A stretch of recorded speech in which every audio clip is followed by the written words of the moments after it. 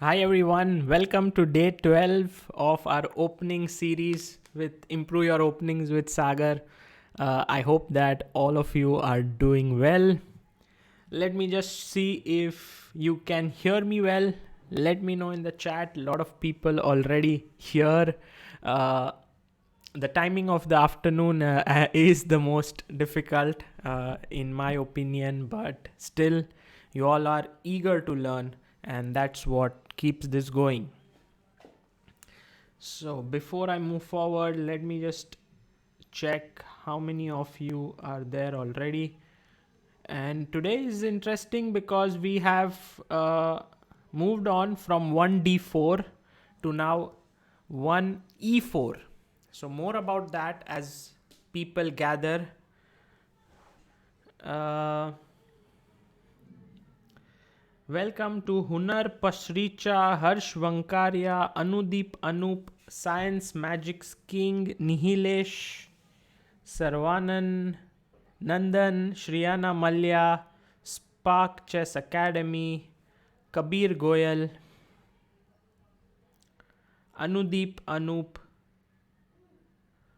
Pranav Jujare, Omkar Brahmabhat, Piyush Bothra, S. Murugan, so many nice names. So many nice people. I know these names already. Kushal Chess, who's always there. RS Jai, Spark Chess Academy, Girish Bachikar, Ashwin Makwana. Welcome, Ashwin. Good to see you here. Samrat Saha, Pranjal Sharma. Nice.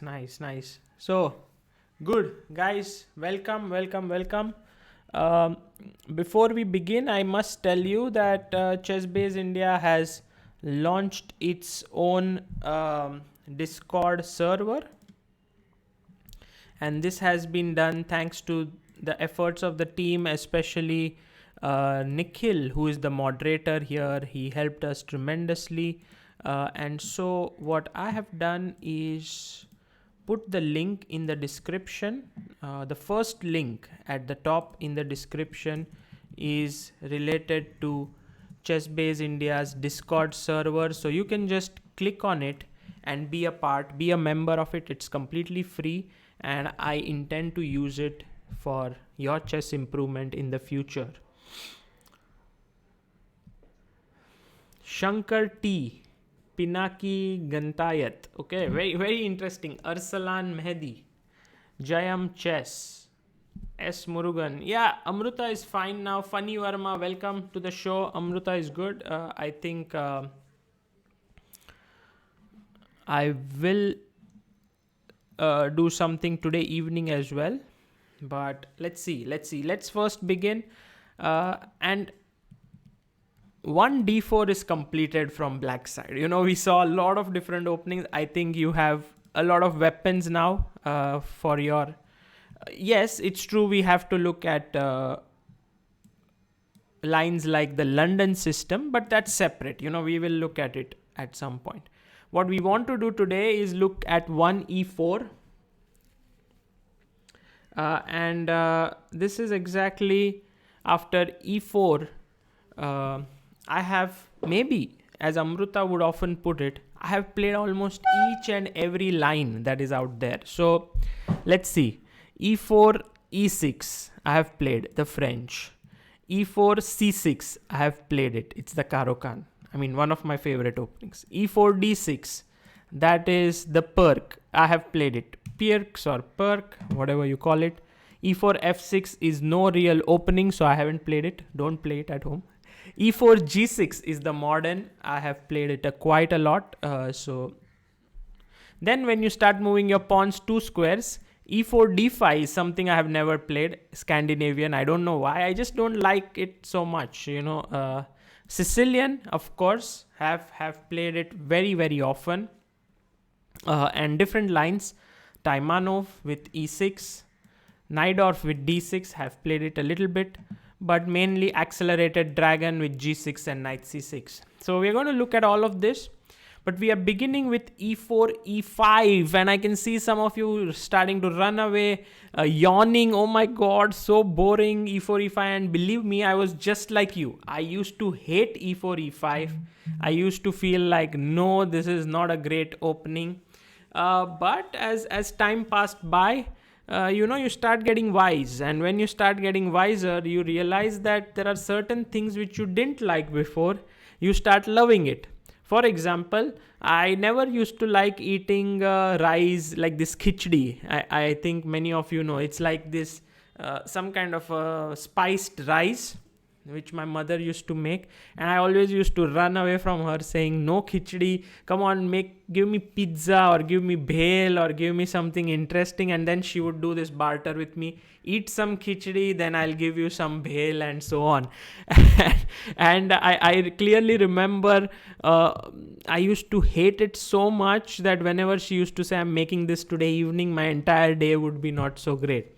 But now when I realize that khichdi is going to be cooked, I'm so excited, I'm so happy. I know it's healthy, it's good for my body. And this is what I call kind of maturity. Over the years, you start becoming more, how do I put it? You start accepting things, you start understanding the things for the real value and not just for the show of it. And that's what is about e4, e5. Maybe when I came closer to stop playing chess around 2017, that's when I started realizing the potential of this move, e4, e5. And I was like, wow, this is just so solid. I mean, there were days when I would play the Caro-Kann and then my opponents would play e5. I would be like, no, come on, this is just too difficult. There are lines which would go 20 moves deep, and I had to find the most precise moves with black to hold the balance. And when I started playing e4, e5, it was just so much, it was so smooth. Most of the lines, white gets nothing out of the opening. It's just so solid. And that solidity, no other opening can offer you that e4, e5 does. So,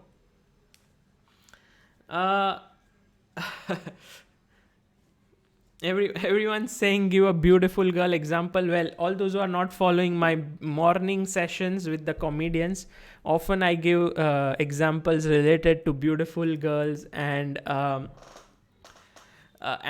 beautiful girl example, something related to it, and then now it has become like whatever examples I give, I should be related to it. But okay, here it's more about there are less people, more close people I have over here, and all sorts of examples are okay. Big thanks to Sankalp Sachdev, who says, love this, please make an improve endgame series. Sankalp, there's one already with 15 sessions and also one on the middle game with 22 sessions. So please have a look at them. Yeah. Okay, so first, I would like to talk a bit about two games that I played in this system. Before we go into the lines and theory, there will be a lot of things. For example, f4, King's Gambit. I think we should have one weapon against it. I don't see it to be very, very risky, but say you're playing someone like Adiban, who comes to Tata Steel in 2017 against Wesley So and just plays f4. You have to be prepared for it. The other line is d4, ed, c3, also very popular at beginners level, or you can say amateur level. It's the Danish Gambit. So we will look at that as well. What else? We have knight c3, which leads to the Vienna game. White often tries to play bishop c4, d3, f4 in this system. I also don't think that's particularly dangerous. Then we come to the main move, which is knight f3. And I recommend you to play here knight c6, not the Petrov. It's also a very viable system to play the Petrov, but I just don't want to get into that opening. It looks a bit passive, but it's completely fine. Maybe after a few years, just like how I like khichdi and I don't like Karela, bitter guard, yeah. Maybe after a few years, I will get the understanding that even that is good. So I'll start liking Petrov. But still, my understanding is e4, e5, knight f3, knight c6 seems better.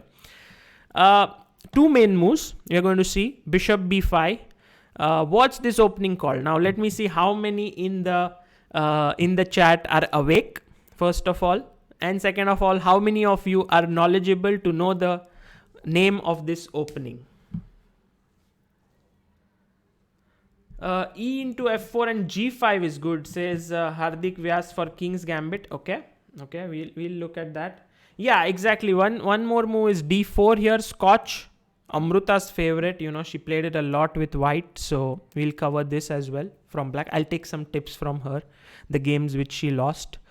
Two knights as well. Knight c3, possible to play, but yeah, focus bishop b5 and bishop c4.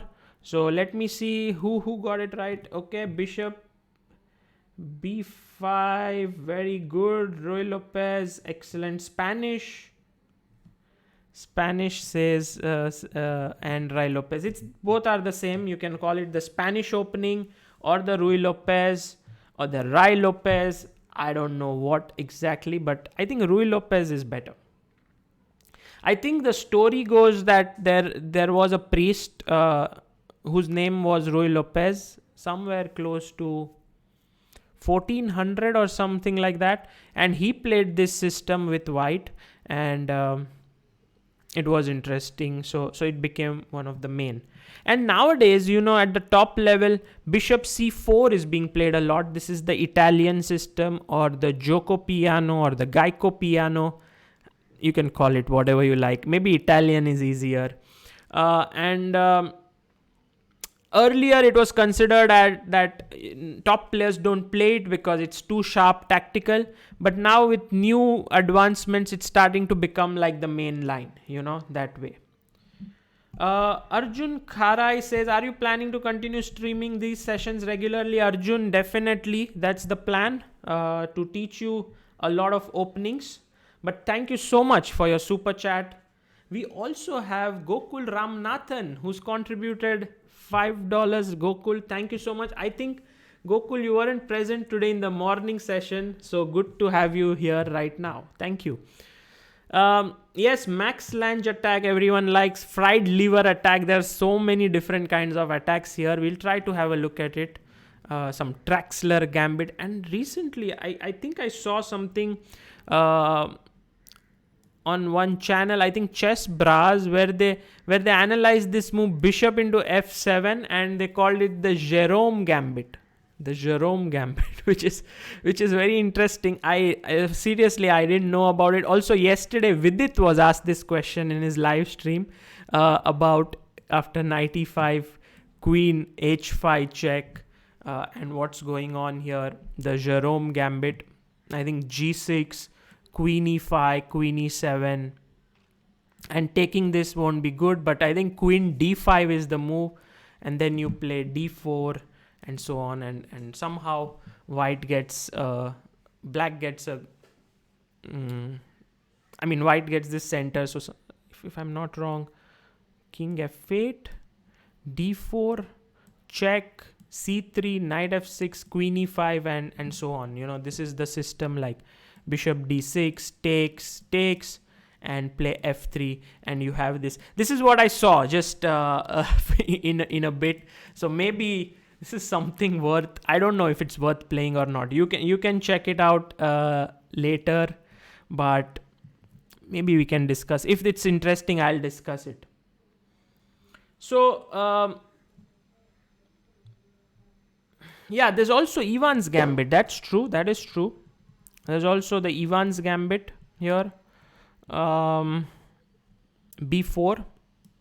But it's an open question whether we want to play bishop c5 on third move, or we want to play knight f6. Because if we play knight f6, there will be no Ivan's Gambit, but you have to be ready for the fried liver attack. I think this is called as the fried liver. Yeah, like you put pressure here. Or no, maybe not this. This is not fried liver. This is known as max lange. I have to read it up a bit, but sort of two knights, and you play d5 here, which is the main move. And also there is this Traxler gambit with bishop c5. So a lot of things.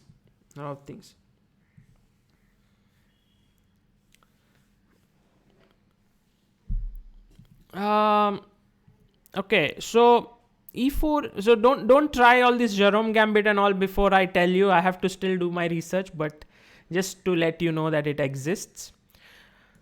Knight f3, knight c6. Let's talk about first bishop to c4. Okay, so let's transport ourselves to the year 2016. I think. Yeah, 2016, and you are traveling along with your wife, like me, to a beautiful through Europe. So the last tournament that I played was in Vienna, in Austria, and then I traveled across, I think, 5 countries to reach a place known as Trieste. It's on the Italian border at the south. Beautiful town. I mean, you can just research about it. It's known as Trieste, Trieste, and if you see it, it's so beautiful. It's right on the coast, and the city is like an historical city, and there are like ruins. Or if you're walking on the road, there are ruins which are thousands of years old, like going into the BCs, and which are just there. Like it's like walking on the street and you're saying, oh, what's this rock here? How old is it? Oh, it's 2000 years old, and they've preserved it. It's so beautiful. It also has the largest plaza, sort of a central spot in entire Europe over there. So Tejas Patil says, thank you for the super chat. He asks, after center capture and king safety, what next? Love you. Well, Tejas, after capturing the center, king safety, and also development, I think it all boils down to what you're going to play. And I think this is exactly the sessions which will help you to learn. Maybe it's a bit advanced, but go slow and you will learn a few things about openings.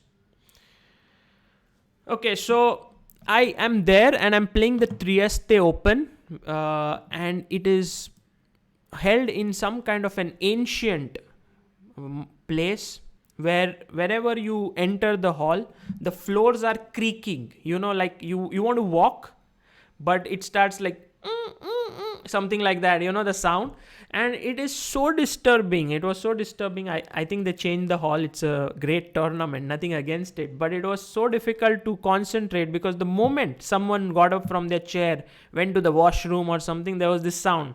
And I remember that this was round number 4, and I was 3 out of 3. Oh no, sorry, I was 2.5 out of 3. And I was playing against a very talented youngster whose name was Lorenzo Lodici. Now I think he's an IM. At that point, he was 2370, pretty good player. And I was black, and I needed to have a weapon against his e4, e5, knight against his e4, you know, 1 e4. And I was heavily relying on Caro-Kann at that point. But I said, you know, I must play e4, e5. You know, somehow I want to try it out. And usually the feeling is, if you haven't prepared an opening, you mustn't play it.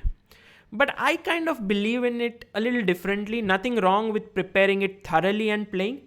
But I believe that once you try something, okay, you try something in a tournament, you kind of learn very quickly. So if you are ready to take in losses, if you don't get disappointed by it, if you're not worried about your rating falling, then try out new things. And once you do that, you are able to learn that very quickly. Like for example, if I play an opening in a tournament, I get equal understanding to perhaps maybe 100 hours of studying an opening, you know, that much, because you are so intense, you are so much thinking, you don't want to lose, you are trying to find out new moves, you get an understanding of the position, your mind remembers it better.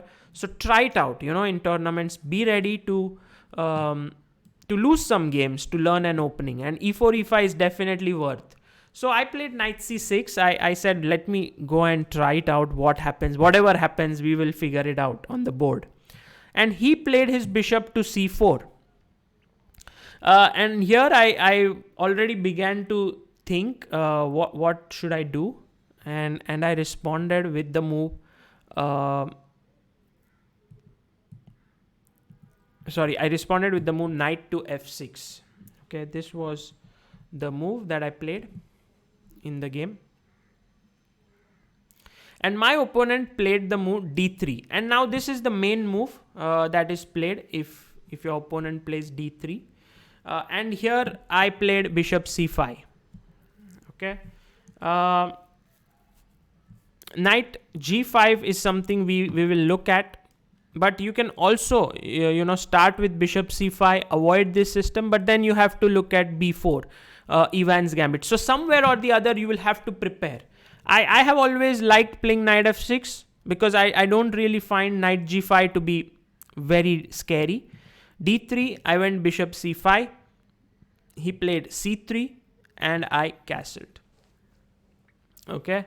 And here, castles is also possible. That's the main move in this position.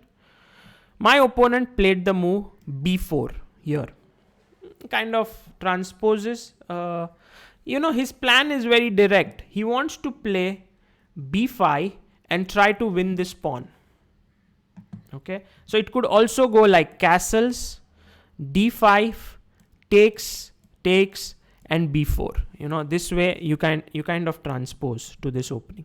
Okay, anyway, b4 was played. I was not very aware of what I had seen it vaguely. I played bishop to e7 because I felt bishop b6 also should be okay, but I decided to put my bishop back on e7. Now the point being that if you play b5, I go knight a5, and you take on e5, then I can do something very simple, which is knight c4, knight c4. And here I want you to come up with a good move for black. What should black play? Well, this is just like, I want to interact with you guys, so that's the reason. Okay, some raid, yeah? Some raid is happening. I don't know. Samay. Samay is online. Fantastic. I think Samay is streaming right now. I didn't know that. Always he raids and it's wonderful. He's playing. He's playing with Adiban. Okay, wonderful. What is he doing right now? Chess with subscribers. Fantastic. Great. Okay, thanks Samay for always sending a lot of people here. That is very kind of you, there's no raid. Okay, then it's no need to. Okay, d5, very good. Look at this crowd. Yeah, like I have here maybe some of the best players out there who are extremely smart, intelligent, and know everything. Okay, so if you take ed5, I think you can take back on d5 here with the knight, which already looks good. But you can also play a very interesting move, a6. And the point is, after ba6, you want to play b5. You see, you are ahead in development, so you're pushing forward, like you're playing very aggressively. Knight takes d5. And next move, you can take with the rook, swing your rook over to g6, bishop d6, and then use your pieces in this attack. Oh, it's going to be great fun. Great fun for black, to play this. So anyway, even if you just take knight d5, this is just too much compensation for black. You can just place your I think in such a position a6 move always helps, because when you take rook a6, then the rook swings here, bishop here, and it's always very nice. Okay, so my opponent here, he castled, and I wanted to play something direct. There are several ways to play here. Could be that d6 is possible, even a6 could be possible, but I played the move d5. I want to play actively. So he took, knight takes, and believe me, I was nervous in the game. First of all, I'm playing a young boy who was around 16 at that time, I think, and he is talented. He's come prepared. I'm playing e4 e5 for the first time, so there's quite a bit of nervousness in my mind.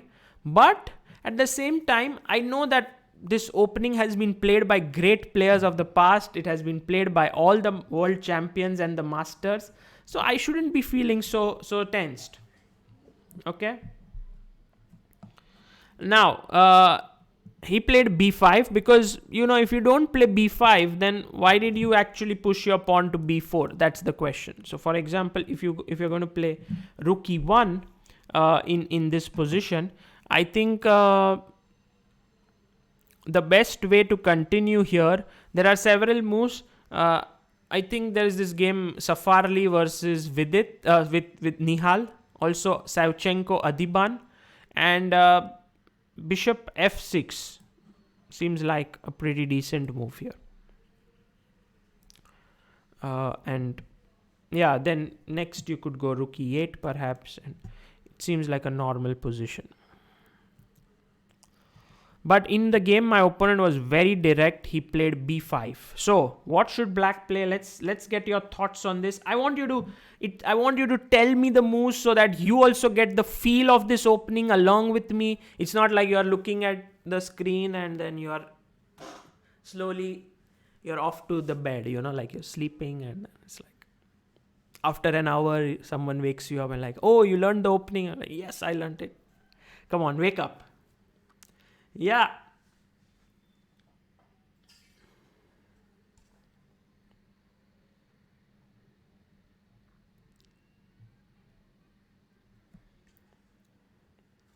Yeah, Pranav, I think you want to say knight a5, but I agree. Suryansh Sharma, exactly. Anu Gupta, Nihilesh, Krishna Saraswat, Funny Verma, excellent guys. Mitesh, not Mitesh, yeah, Mitesh didn't give the right answer. Kabir Goyal, Poonam Jadhav, very good guys. Ilam Parthi, Raminder, Mayur Gondalekar, yes, Mayur, you are right. Mayur, I want you to be more confident. Usually, Mayur writes his moves like, seems like this is the move, it feels like this should be right, but you should be like, no, this is the correct move. Knight a5, that's the only move here. And if white has two main moves, if knight into e5 in this position, then you can continue with bishop f6. This is a strong move, and to tell you the truth, it's not so easy for white to respond. Even though he's a pawn up, you can see all these pawns are pretty weak here. There are too many weaknesses in the position, and let's say rook e1, rook e8, I guess f4, or directly he could have played f4, but you can already sense like takes, dc, because if knight takes, then knight c3 is hanging. Like if you take here, then already you have trouble with knight into c3 with advantage. So dc and knight b6, and I already feel like black is better here. He's going to put his bishop perhaps on e6 later, put pressure here, and somehow black is just doing really well. Okay, so knight a5, and here he played the move bishop into d5. This is a better move than what he did in the game, and I took, and my opponent played the move c4. And here I began thinking actually on the board. I had done some preparation before the game, but not exactly in this line. I had seen some lines before, seen some games. Actually, there was this game Savchenko Adiban, which I had checked. And here I started to think, what is it that black should play? Actually, there's a very nice DVD that is made by Erwin Lamy, I think, on gambits, 1e4 gambits from black side, how to face the gambits. I don't know if it covers this, but perhaps it does. But somewhere I had seen the best move here. So black to move. What is the best move in this position?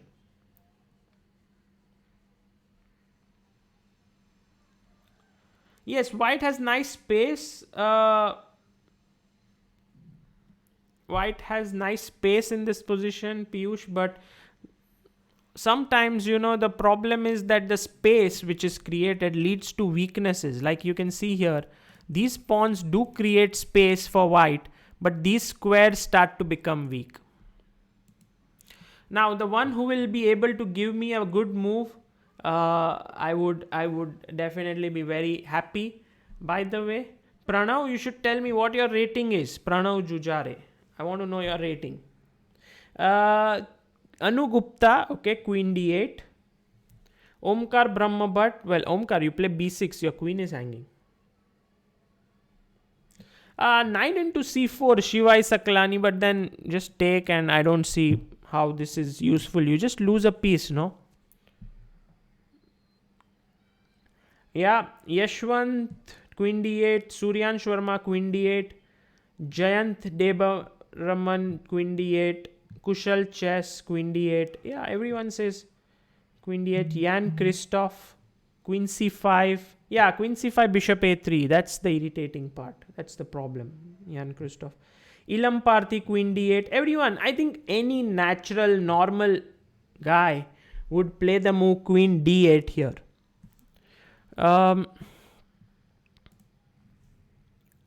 But turns out that queen d7 is actually a better move. And I want you to take some time and tell me why exactly is this better than queen d8. So let's try to think. If someone can come with the right answer why queen d7 is better than queen d8, I'll be super impressed. It's not easy. It's not easy to understand. Queen e6 Shriyana is also decent. Queen d8 is also fine. But queen d7 is the best move. But why is queen d7 better? Yeah, queen c5 won't be good because bishop a3 comes with a tempo and just wins for white.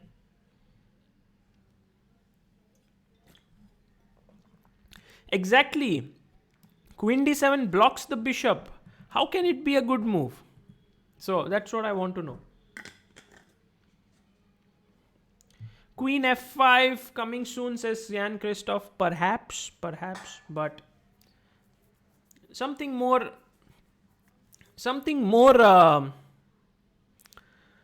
specific, specific.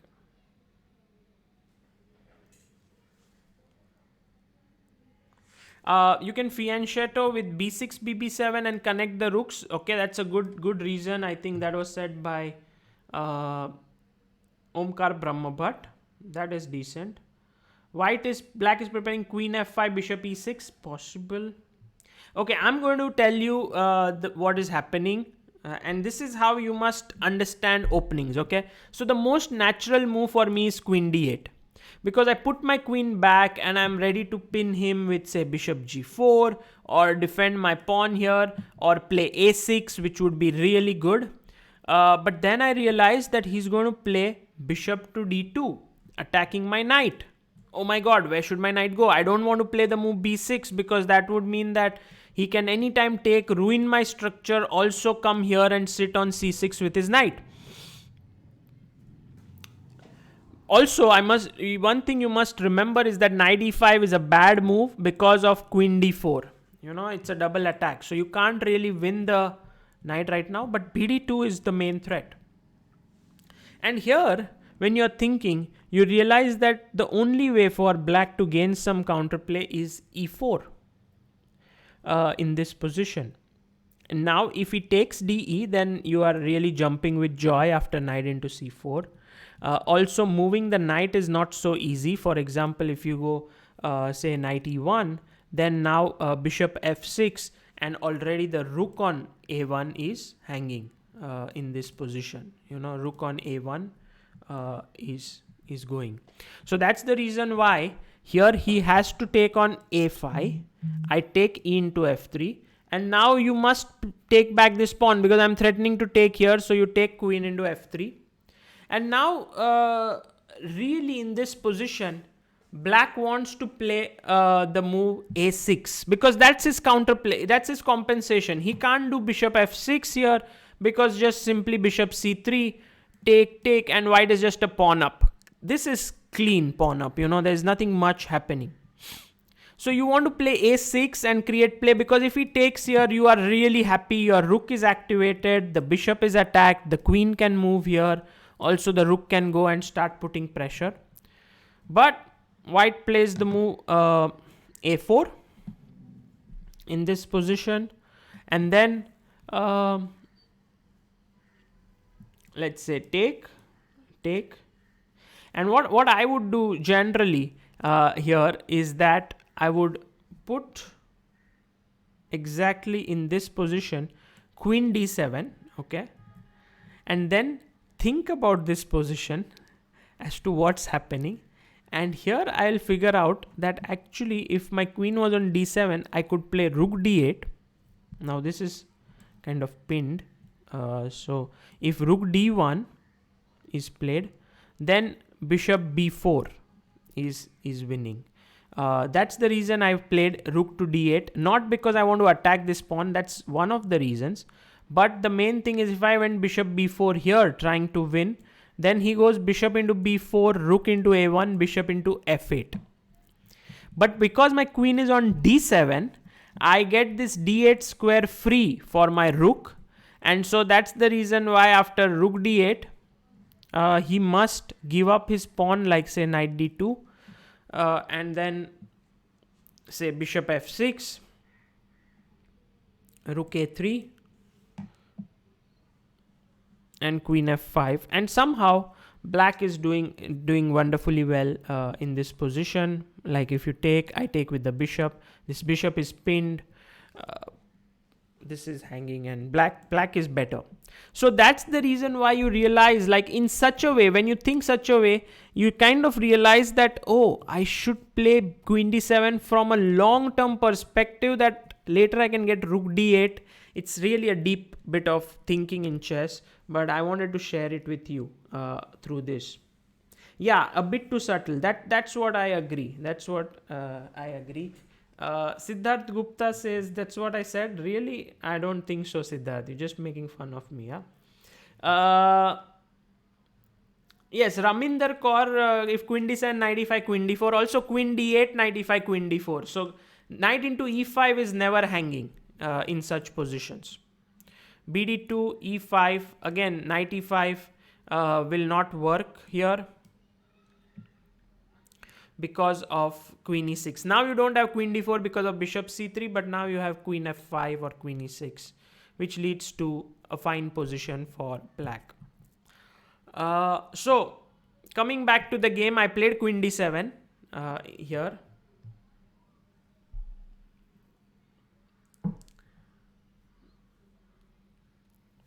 And yeah, okay. All those who said that it leaves a square on d8 for the rook, good job. But of course, there were some tactical points as well. I played e4. He took on a5. I took on f3.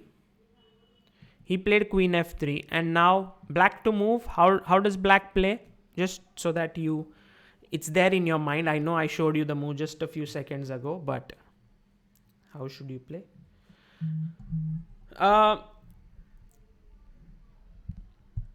I should also mention to you the thumbnail story, but please remind me after this game is over and before we start the next game, I'll spend some time for the thumbnail story. Okay.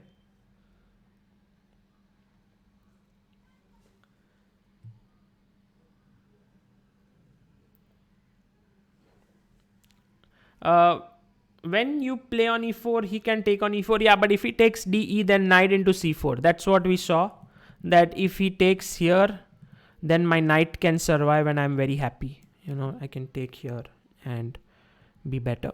So has to take, and very good, guys. a6 has been suggested by so many people here. Pranav Jujare, Anu Gupta, Omkar Brahmabhat, Spark Chess Academy, Suryansh Verma, Nihilesh, Kushal Chess, Raman Chandrakar, Mayur Gondalekar.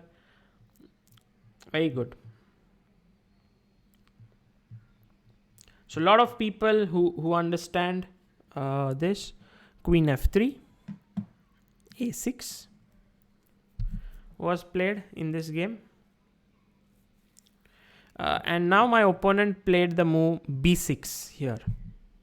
I think as we already discussed, a4 takes rook d8, cool move, rook d1 and bishop b4. That was the point. So here he played the move not a4 but b6. Okay, so I started to think now what should I play, and I just took on cb6. He had to take back bishop b6.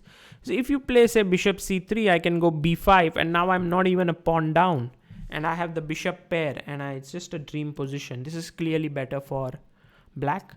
So he took. I played my bishop to f6, attacking his rook here. He had no real way but to give up the pawn. I took on d4. I think at some point my opponent Lorenzo was thinking maybe rook d1, but then he realized that after bishop a1, rook d7, bishop d7, I win two pieces, two rooks for a queen. And let's say you take bishop into d7, then just bishop e6. And this is just better for black. I think clearly advantageous. So that's the reason why he didn't go for this. He took my bishop. I took. And here he played the move knight to c3. I had to think for a while. He was giving me a pawn, but I was not very comfortable taking this pawn because my pieces are still undeveloped. I think it would have been a decent idea. Knight d5 was what I was a bit confused about, but I think queen g4 should give black a fine position.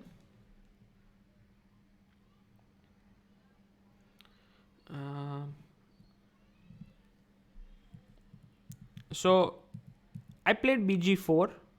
He can't take on b7 because c3 is hanging. So he played queen e4, which was a nice move. The point being that if I take on c3, he will take on g4. I just developed my piece. I was very happy that day developing my pieces. Perhaps getting the other rook in would have been better so that this rook could take the other file, but doesn't matter. He played rook fc1.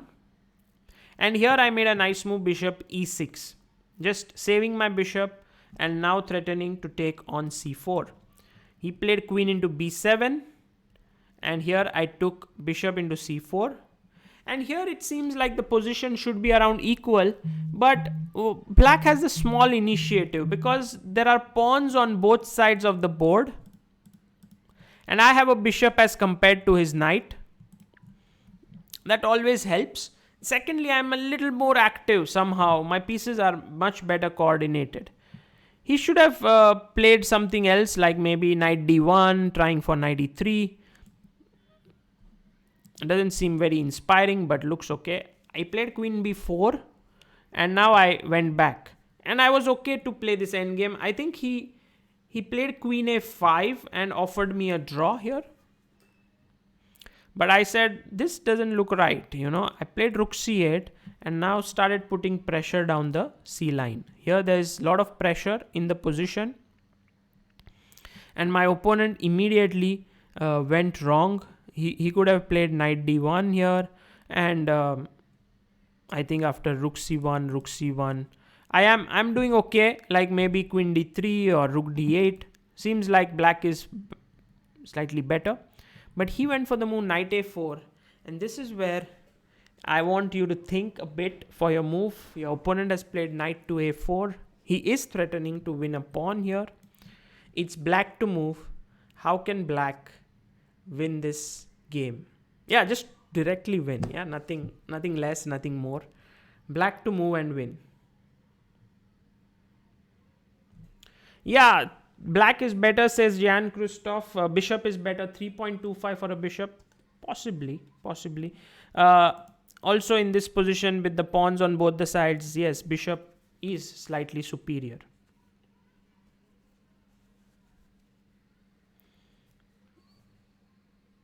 Anu Gupta, very good. You were very quick. Ilam Parthi, excellent. Jan Christoph, very good. This is fantastic. What you guys spot in seconds is really good. Nihilesh, well done. Suryansh Verma, Pranav Jujare. But no one suggesting the move I played, which is also winning. Let me see. Raminder Kaur, good. Uddhav Patil. Uh, yeah. Everyone says. By the way, all those who say bishop into a2, I mean, you're just being too soft on your opponent. You need something stronger. Yeah, a lot of people have found this. R.S. Jai, Evgeny Slutskar, Saurav Bhattacharya, very good. Surya Madrekar. But no one says the move I made. Is it so bad? I mean, it's the second best move in the position. Yes, Ansh Bhargav, well done, guy. Also, Pranav Jujare says it, but well, Pranav, your move was Rook C2. Yeah, some of them are using engine. I am sure about it. Not everyone can find this answer very quickly. But well, I don't know. Ashwin Makwana, very good. Ashwin is also seeing, by the way, I must tell all of you guys, Ashwin is one of the top visually impaired chess players. I don't know, Ashwin. I hope I'm being blind friendly. I just forgot while I'm teaching, but I think I'm calling out the notations, so should be good. But thanks, you are right. Your answer was absolutely right. Rook c2, brilliant move, would have just ended the game on the spot. The reason is simple. If your f2 pawn has to be defended, it can be defended by the queen or the rook. If the queen moves back, I can simply pick up the knight and be a piece up. If the rook has to go back, then just simply bishop c4 here, and that is game over. It was not tough, I should have found it. But anyway, I saw the move rook c4 and I was so enamored by it because I thought even this is winning, that I played it. Now I'm threatening to take the rook here. Threatening to take the knight here. If you take on c4, queen a1 is a mate. So he played knight to b6. And now I went rook c2, threatening a mate. He played it here. And I had actually prepared this nice little idea, which was rook into f2. He must take, and now queen takes on a1, rook f1, check, king h1, and now came the move rook to b8. And somehow this knight is, rook b1. Somehow this knight is kind of trapped, this here. Because if you go knight a4, then I can just play stuff like, say, rook c8, or just save my back rank with h6. And he doesn't have scope, like this knight doesn't have good squares to go to. If knight c5, I have ideas like queen f2 now, threatening back rank mate. Okay, he played rook b1, and now I took on a2, queen a2, rook into b6. And I think that was the most human way to finish off the game. I'm 2 pawns up, and later on I managed to convert this quite easily into a win. h5. There's nothing much happening. Yeah, finally the rooks came off, and I think he resigned, because after you take, I can put my queen on b3, defending f7, and I can push the pawn forward. Okay, guys, I hope you learned a lot from this game, at least as an introduction to e4, e5. This was really a very nice thing for me, because I not only won this game, it was a very talented youngster I was playing. And also, it speaks a lot about this opening. Simple moves, but powerful moves. White has to always be careful,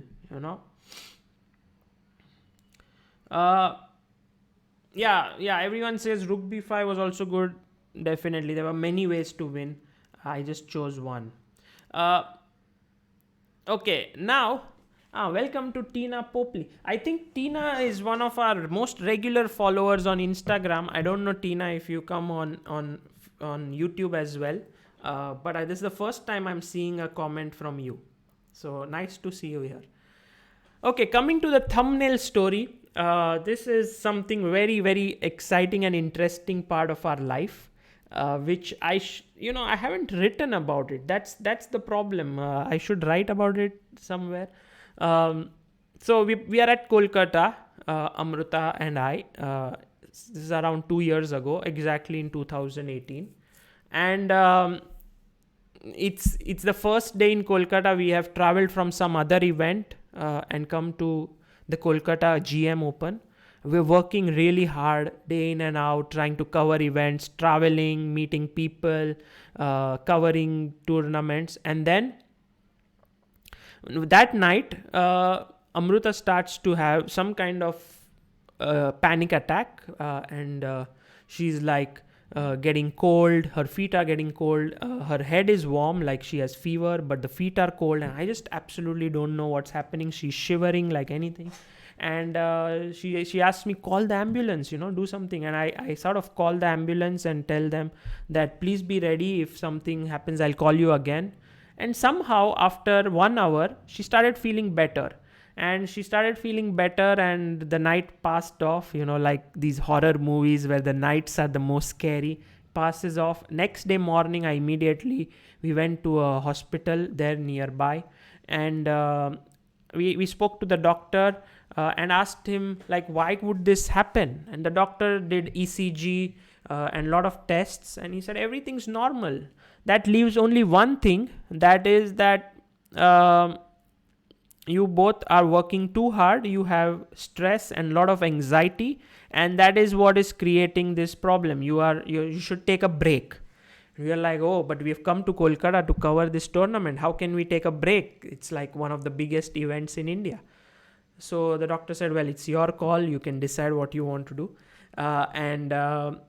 Well, Amruta and I decided that we'll take it a bit light in this event, but the moment it ends, we will go to Kerala. Kolkata is like north, or somewhere near east and sort of northeast, and Kerala right at the south of India. So the tournament ended. Amruta was okay. So we went to Kerala. We landed at Cochin airport, and we didn't know where we wanted to go, because I just felt like, Cochin is the most beautiful place. Kerala is the most beautiful state in India. It should be relaxing there. So we went there. We saw some bus which was going to Cochin. I think we took it. Maybe it was going to some place. I don't remember now. Near Thrissur, actually, we went. Thrissur. And then we stopped. But we had a clear intention in mind that we wanted to go to the chess village. Now, all those who don't know this, Google this stuff. It's called the chess village. And the place... I think if you just Google chess village, you will get on the map this place known as Marotichal. And this is where we wanted to go, because it's like a chess village, and we are really going there. We are chess promoters. We love chess. We should definitely go to the chess village. And so we went to the chess village, which was near this place. At night, we took a hotel nearby that chess village, and next day morning we went there. And I was hoping to see everyone playing chess there. I mean, the story is that people there had alcohol issues. The entire town was just filled with people having alcohol. And then came this man named Unni Krishnan, who is there in the photo, the guy with whom I'm playing chess. He's the one who said, hey, you have an addiction with alcohol. Let me replace it with another addiction. And everyone said, what is that? He said, chess. Start playing chess. And once you start playing chess, alcohol addiction is gone. That's a new addiction for you. Everyone said, no, you stupid, this won't work. And then he said, okay, let's start playing. And everyone got hooked onto chess like anything. The town's population is 6,000 people. And each and every one at some point knew how to play chess. And that's the beauty of it. Actually, there's also a Limca Book Records or a Guinness Book of Records to their name.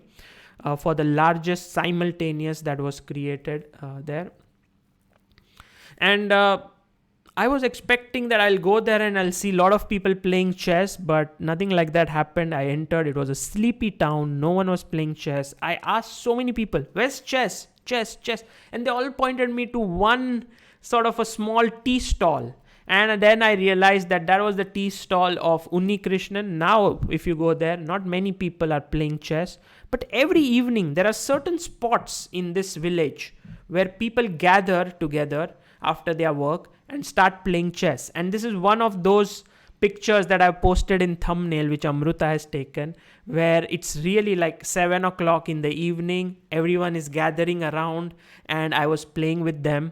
And, I played with all of them. They were all chess enthusiasts and lovers. They don't care about rating or anything, but I was beating all of them. And so finally, when we were about to leave, they asked me, so you have a rating? And I said, I am an IM with 2400. And they were very happy that an IM had visited their chess village. But they didn't care about ratings and all. They were more like, just play chess, have fun, enjoy. So that was the story. I think you should, if all of you are chess lovers, go near Thrissur. I think it's a beautiful place anyway. You can visit and also make a visit to this chess village. It's a nice place to be at. You would be disappointed if you are thinking there will be chess everywhere. Well, keep your expectations low sometimes, and it's a nice green place to be at. Okay, before I call this off today, we got an introduction to e4, e5. I promised you I will show you a game with 1 e4, e5, knight f3, knight c6, bishop b5, which is the other main move which we should be looking. And this was my same tournament, 5th round. So 4th round I won against Lorenzo. I got a double black. I got another black in this game, and this time I'm playing against Grandmaster Dmitry Frolyanov. I think a strong GM from Russia. His rating was 2534 at that point, but I think he was well past 2600 at one point. So he played the Ruy Lopez, or the Spanish. And I played the move a6. So I'm recommending all of you to play a6. If someone likes to go knight f6, by all means, please do so. It may lead you to the Berlin after castles. Knight e4, this Berlin endgame, very famous. Take, de5, and so on.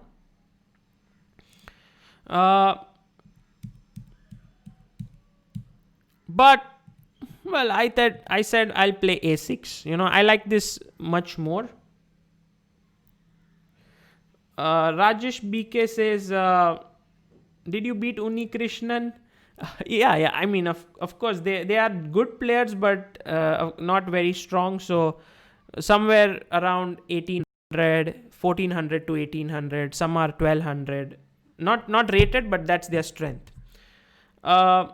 Jancy Wilson says in Thrissur. You are in Thrissur. Wonderful. Just you can go to Marotichal in like 20-25 minutes. Not so far. Okay. So a6, he played bishop a4. Now I played knight f6. By the way, to all those people wondering what happens after takes knight into e5, I think most of you know what's happening here, but still I would like to know. Black to move, what's the best move? By the way, you must take with the d pawn, not the b pawn, because you want to open up your bishop this way. I know you are capturing away from the center, but it opens up your bishop. That's more important here. So knight e5. And what is the best move for black?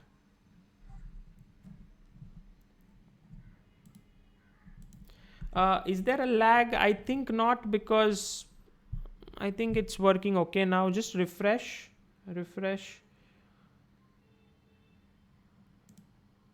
Should be okay now. I see no real issue. If you can refresh and tell me.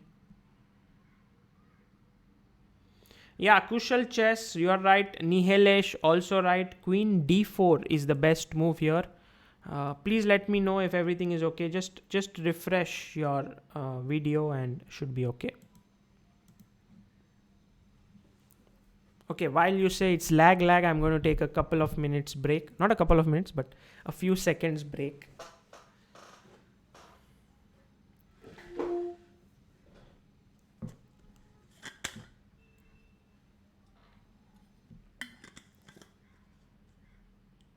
You know, whenever I do such streams, I'm always very curious to know if there are people from other countries as well here, apart from India. So if there's anyone outside India, please let me know. I'd like to give you a shout out. So if there's anyone.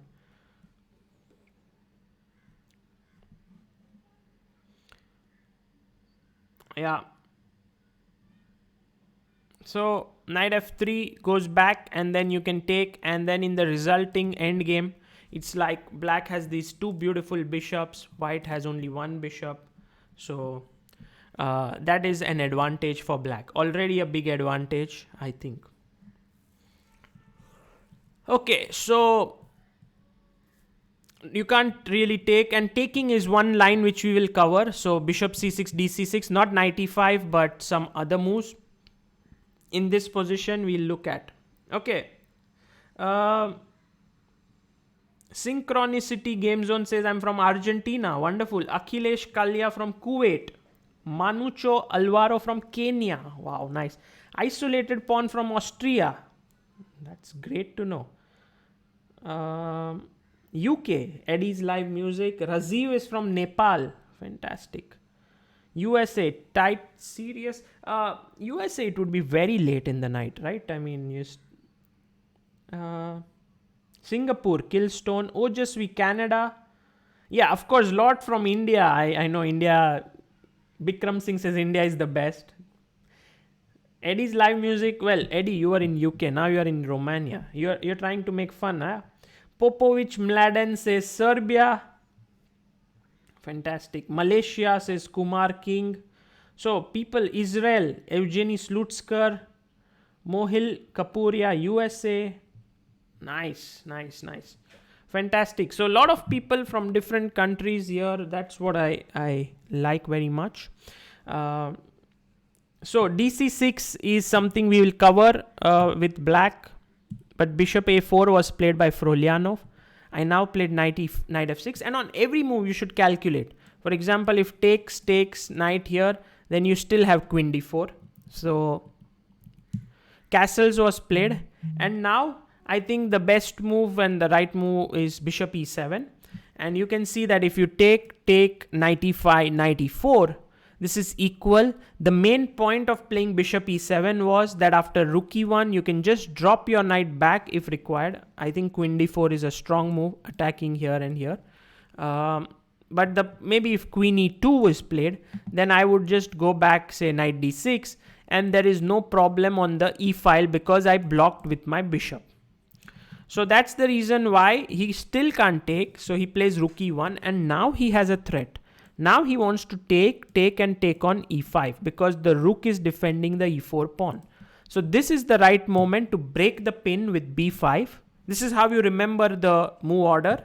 Bishop b3 and now d6.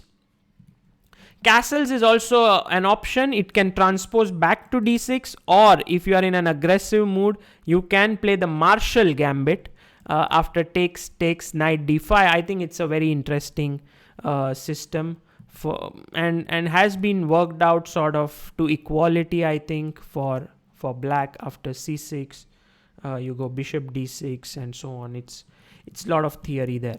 So d6 was played by me, and moment black plays d6, he has a big threat now. Can anyone tell me what the threat is? Let's see how good you are here. Black to move.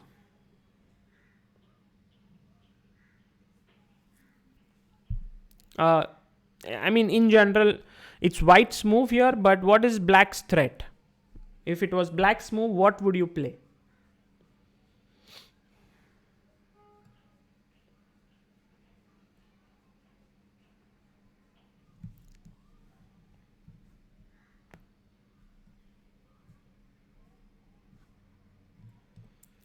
Yeah, Mitesh, you are absolutely right.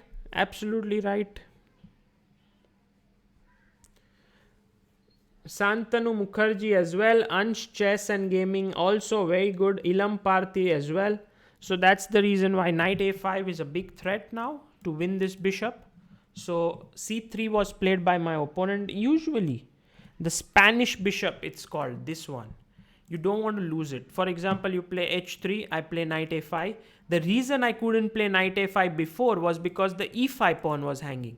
The moment I play d6, it's defended and I'm now beginning to attack. So you see my last, it's all very logical, yeah, it flows logically. My last move was d6, he played c3, I played castles, he played h3. You know, d4 is considered as another line here, but it's not very popular. Can anyone tell me why black to move here? What is the best move for black?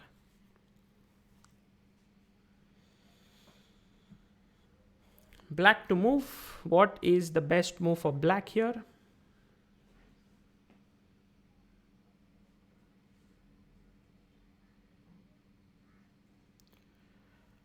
Because, okay, if I show what white plays usually, you will know.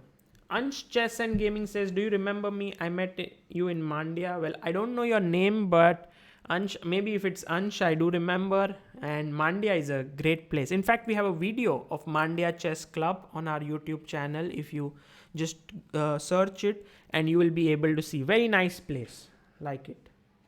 Yes, Bishop G4. That's the point. That's the point. Bishop G4. Pinning the knight and putting more pressure on d4 pawn.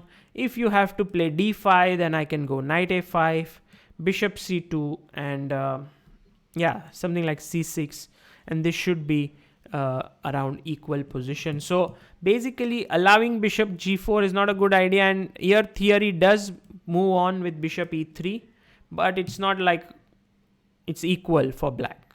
So that's the reason why my opponent plays h3 to stop bishop g4.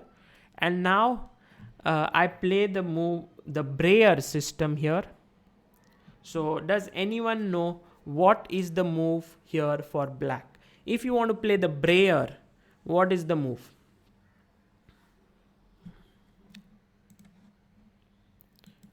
Black to move.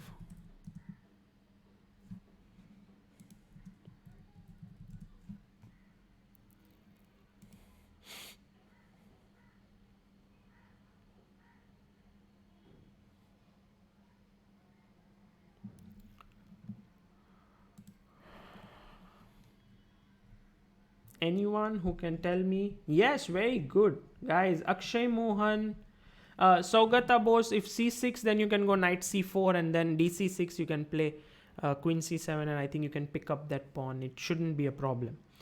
Mandar Bakshi, very good. Chandrabhan Mishra, very good. Mitesh, yes. Suryan Sharma, you're absolutely right. Everyone, yeah, here. You are absolutely right. Now, I'm not going to tell you the move immediately, but I'm going to tell you some guy, like you have to imagine. So, there's this brilliant guy named Guila Breyer, okay? He's born in 1893, and he's born in Budapest, Hungary, and he is he learns chess, and somewhere, okay, I guess some internet issue, but now it's okay. But somewhere around when he was 20 years old, so somewhere in 1910, you can say, he looked at this position, and there was this great player called Chigorin, who played the move knight a5 here, and then when bishop went back, he used to go c5, and so on. And Breyer said, I don't like my knight here. I'm just not interested in my knight here. Chigorin used to always play, and this was known as the Chigorin system. He started to think, like, how can I make my knight placed better? I like if my pawn goes to c5, because c5 is really the square where I want my pawn to be. Let me think what happens to b8, And so he started to think, white will go d4. I will place my knight to d7. And so just to relocate his knight, he spent two tempis. But this does two important things. You can now have a free bishop on this diagonal, and your c pawn is not blocked, so you can play c5 at any given point. And that's what made this Breyer system into one of the most popular openings ever. It's amazing, this system of Breyer. And I am so amazed by the brilliance of guys like Guila Breyer, who were, he died at the age of just 28, too early, too soon, but he gave the world such brilliant ideas. Now it's become very common, but back then, when he would have placed his knight on b8, everyone would have laughed at him. Like, what? You developed a piece, you bring it back. But his point was just that I want to place, my knight is better placed on d7 than c6. And that's what Breyer is all about. And this is my recommendation against the Ruy Lopez, to play the Breyer.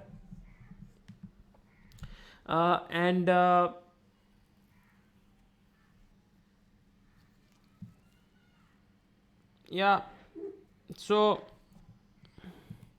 knight bd2 was played in this game, bishop b7, and he played the move bishop c2 here, Froliano. I went rook e8. This is very common. You want to put more pressure on the e-pawn by putting your bishop back to f8. And here the main line goes knight f1, bishop f8, knight g3, which we will look at in some detail in subsequent classes. But my opponent played a4. And I had not really seen it very deep what to do, but I just said, okay, I'll just put my bishop back. Now there are three attacks here, two attacks, but one latent attack. And white has three defenses, so all his pieces are kind of tied up.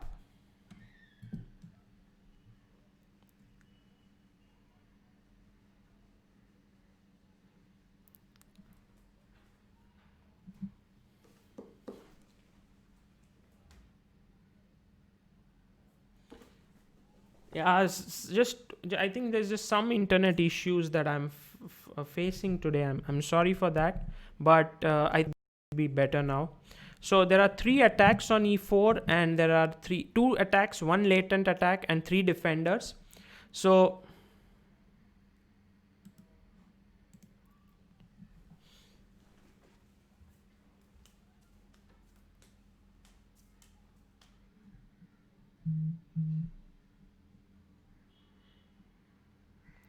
okay, all the guys who have stayed back in spite of this lag, I would say, are the true fans of this chess channel, of this chess learning. So thank you so much for staying back. I just removed my router from somewhere else, tried to place it near. Hopefully that solves the issue. But thank you for staying back. All those who went off, well, I understand, but yeah, just refresh your browser if you're facing any issues, and I think that should work.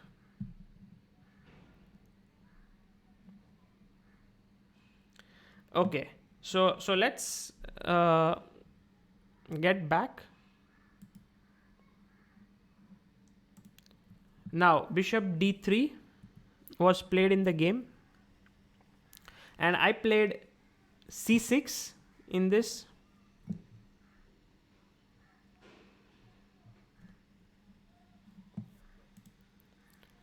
Just defending. You don't really want to take here. You want to keep this structure intact.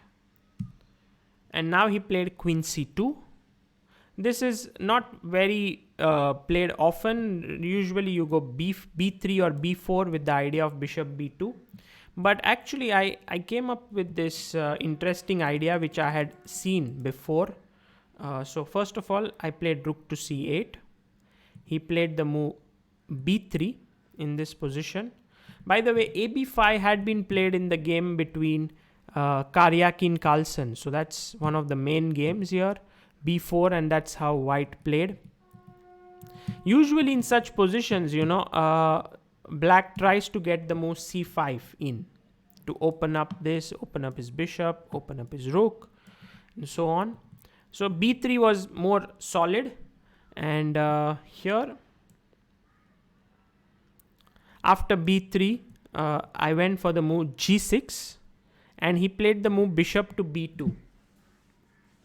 And this is where I want you to take a couple of minutes and try to think, what is it that black should play here? Black to move. It's very complicated. You know why the position is complicated? We are on move number 17 now. It's actually move number 17, and no pieces have been exchanged in the position. Absolutely no pieces. So that's the reason why it seems very complex. But black to move.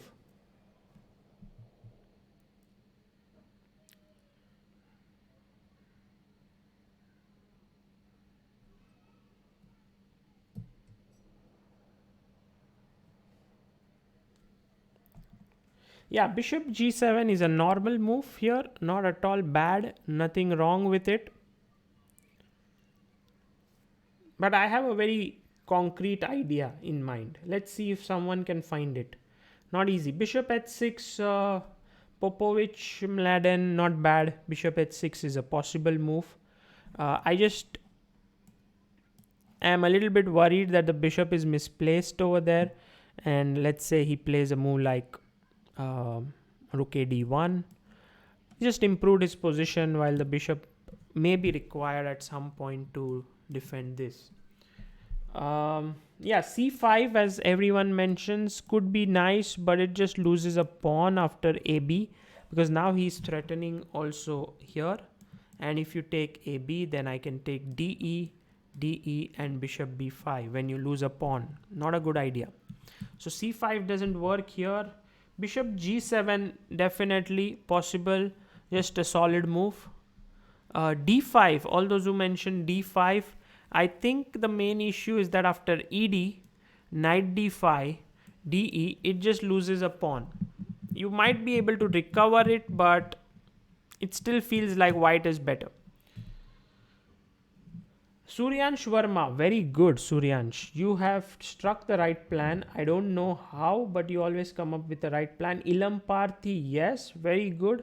Gaurav Barik, well done. Pranav Jujare, excellent.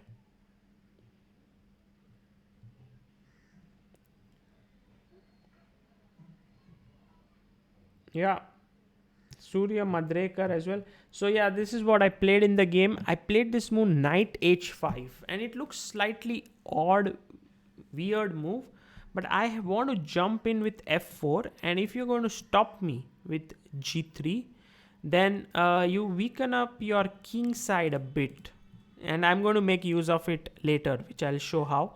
But he played in the game rook a d1, which is normal.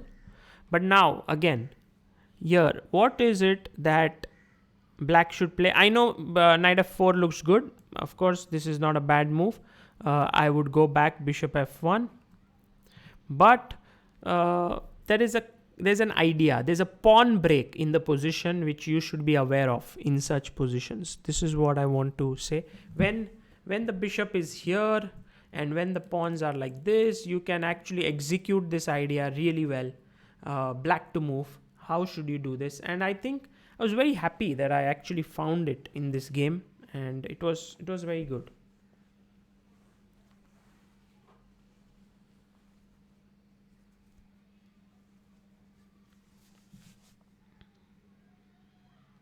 Nagraj Hombana says ed4. Okay, Nagraj, what after cd4? What is your plan?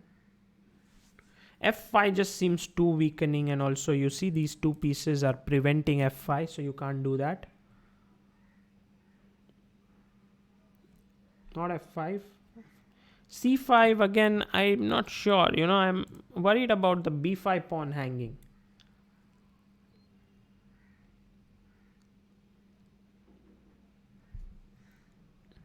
If ba c4 c5 Nilam Parthi, then after d5 you just lose the entire dynamic of your position. Also the knight jumps to c4, pawn can come to it looks really passive, so this is not a good idea. Come on, think. Yes, Suryansh Verma. Very good. Very good, Suryansh. This is right. Excellent. The right move is ed4, cd4, and now d5. Brilliant. I think this concept was learned from Balashov, who played this once with black. And also, there is a very nice DVD on the Breyer that has been made by um, Pavel Elyanov for chess base. This is somehow one of the most. I actually referred to it before playing this game, and so I want to put it here in the description. So I have put the link to the Discord server, but I'm also going to put Breyer by Pavel Elyanov. If anyone wants to learn the Breyer in detail, please get it. Pavel Elyanov is one of the top players in the world, and you can really learn a lot from him. And I actually learned this idea from that DVD. D5 was played, and now actually e5 is kind of forced. This is what he did in the game, but now I first attacked his bishop f1, and now the next move is very cute, very nice. Black to move. What would you play here? Black to move.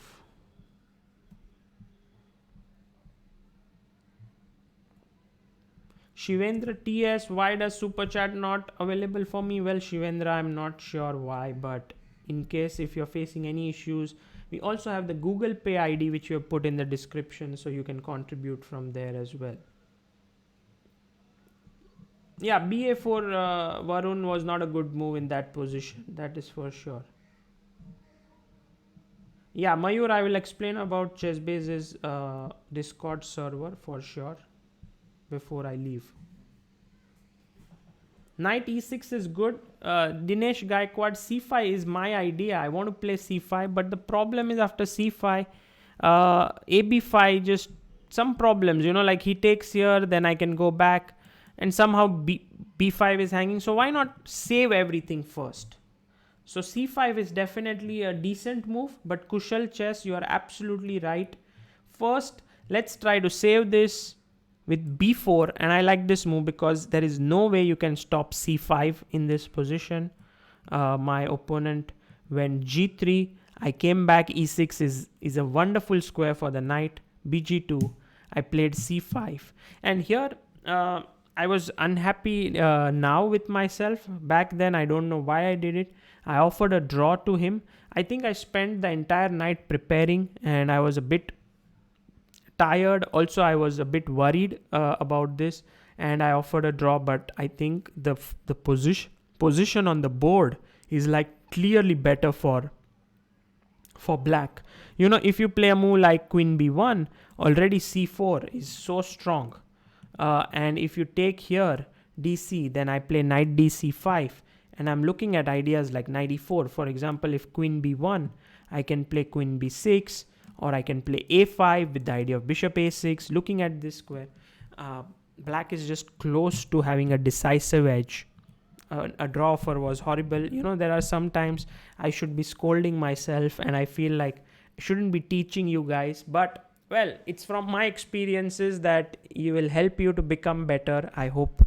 And so I keep sharing it. After all, I'm a human, so I'm going to make errors. But I would recommend all of you never to offer draws, even if your opponent is a GM or a strong player. Doesn't matter.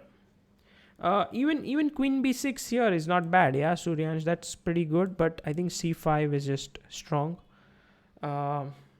And yeah, so these are the two games that I wanted to share. It was played in 2016. Trieste won with Lorenzo Lodici, strong youngster, and second with Dimitri Froliano. Back-to-back games.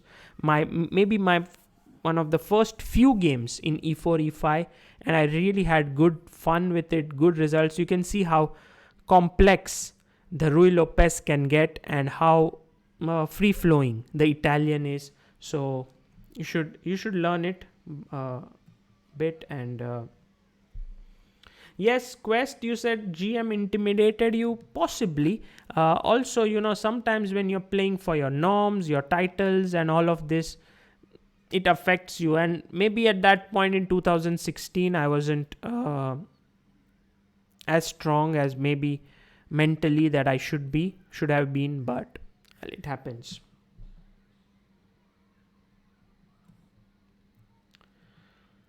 Okay. Yeah, he was more than happy to accept the draw here. I mean, there was nothing much that he could do, so he accepted the draw. Um, yeah, so before leaving, I want to talk about the Discord server that we have. I don't know if I can share my screen. Yeah, so that's the screen here. This is the Discord server that we have here. Let me see, how do I put it? Yeah, something like this. I'm also still learning it. So basically, you come inside, you become a part of it. You can, there is a welcome page here which you are welcomed. There are rules that have been put up here. There is also a general where you can chat with all the people. There are already 309 members here. You get loyalty rank if you keep on interacting there, you keep doing good stuff here. Suggestions is where you can give suggestions put here which you need. If you want to play against someone in the channel, in the Discord group, there are already 300. You can challenge someone here, someone known, and then analyze with them. This is announcement. Whenever we have something important to say, we will announce it here. Whenever a new YouTube video is published, it's given up here. And live chess is something which I intend to do, which is where whenever someone enters here, I would like to interact with them. It's a voice channel. You can see this is voice, this is text. So we can play a game, and then after that, we can analyze with voice. I think Sobo, someone by the name Sobo is here. Well, in general, right now is not the time to discuss, to make use of this, but just enter here, become a part of this Discord server, and I think you will enjoy it. It's oops, sorry. Yeah, just become a part of it, and I think we'll do a lot of things together on it. And I hope you understand what Discord is all about. It's just a place to be with similar minded people and being a part of it. Mohammad Kashif Siddiqui, thank you so much for your super chat. It was very kind of you. And this was the start to our e4, e5 for black. And as we go on, we'll cover one line each day and learn this opening. I know it's very difficult to cover openings like e4, e5, but this has been an ambitious project right from the word go, to cover the main line openings, to give you an idea. Maybe I'm not covering it in the most intensive manner like all the lines. I think you get a direction and then you work on it a bit. Get yourself Chessbase, Mega Database, all of these tools, and try to work on it on your own. Yeah. This is Sagar Shah signing off. All those new to this all those who are new to this channel, please subscribe to it, and I will see you again tomorrow. Take care. Bye bye. See you.